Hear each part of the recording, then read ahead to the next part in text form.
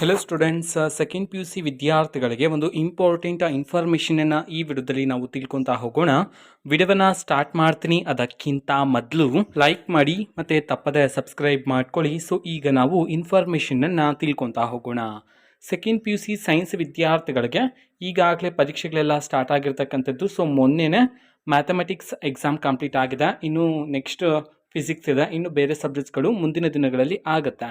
So ಈಗಾಗಲೇ ನಡೆದಂತಹ mathematics exam ತುಂಬ ವಿದ್ಯಾರ್ಥಿಗಳು ಚೆನ್ನಾಗಿ ಮಾಡಿರ್ತೀರ. ಆದರೆ ಯಾರ್ಯಾರು ಎಕ್ಸಾಮನ್ನು ಚೆನ್ನಾಗಿ ಮಾಡಿಲ್ವೋ, ಸೊ ನೀವೇನಾದರೂ KCET ಎಕ್ಸಾಮನ್ನು ಬರೀಬೇಕು ಅಂತಿದ್ರೆ, ಇನ್ ಕೇಸ್ ನೀವೇನಾದರೂ first exam second P U C ಎಕ್ಸಾಮಲ್ಲಿ ಮ್ಯಾಥಮೆಟಿಕ್ಸಲ್ಲಿ ಏನಾದರೂ ಫೇಲ್ ಆದರೆ, ಮ್ಯಾಥಮೆಟಿಕ್ಸ್ ಅಂತಲೇ ಅಲ್ಲ ಬೇರೆ ಸಬ್ಜೆಕ್ಟಲ್ಲಿ ಫೇಲ್ ಆಗಿ ನೀವು KCET ಎಕ್ಸಾಮನ್ನು ಬರೀಬೋದಾ, ಇದನ್ನು ನಾವು ಈ ವಿಡಿಯೋದಲ್ಲಿ ತಿಳ್ಕೊತಾ ಹೋಗೋಣ.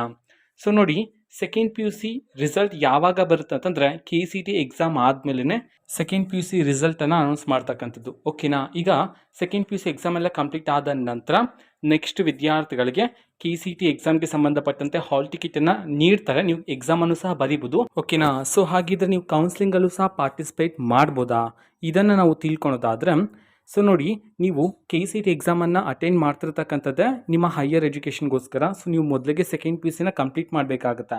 ಈಗ ರಿಸಲ್ಟ್ ಬಂದ ನಂತರ ಯಾವುದಾದ್ರೂ ಸಬ್ಜೆಕ್ಟಲ್ಲಿ ಫೇಲ್ ಆಗಿದ್ದರೆ ನೆಕ್ಸ್ಟ್ ಸೆಕೆಂಡ್ ಎಕ್ಸಾಮ್ ನಡೆಯುತ್ತೆ, ಸೆಕೆಂಡ್ ಬೋರ್ಡ್ ಎಕ್ಸಾಮು. ಸೊ ಅದರಲ್ಲಿ ನೀವು ಯಾವ ಸಬ್ಜೆಕ್ಟಲ್ಲಿ ಫೇಲ್ ಆಗಿದ್ರೋ ಸೊ ಆ ಒಂದು ಸಬ್ಜೆಕ್ಟ್ನ ನೀವು ಪಾಸ್ ಮಾಡ್ಕೋಬೇಕಾಗಿರುತ್ತೆ. ಸೊ ಅದಾದಮೇಲೆ ನೀವು ಕೌನ್ಸಿಲಿಂಗಲ್ಲಿ ಪಾರ್ಟಿಸಿಪೇಟ್ ಮಾಡಿ ನೀವು ಸೀಟನ್ನು ಸಹ ಪಡ್ಕೋಬೋದಾಗಿರುತ್ತೆ. ಸೊ ಈ ರೀತಿ ಪ್ರೋಸೆಸ್ ಇರುತ್ತೆ.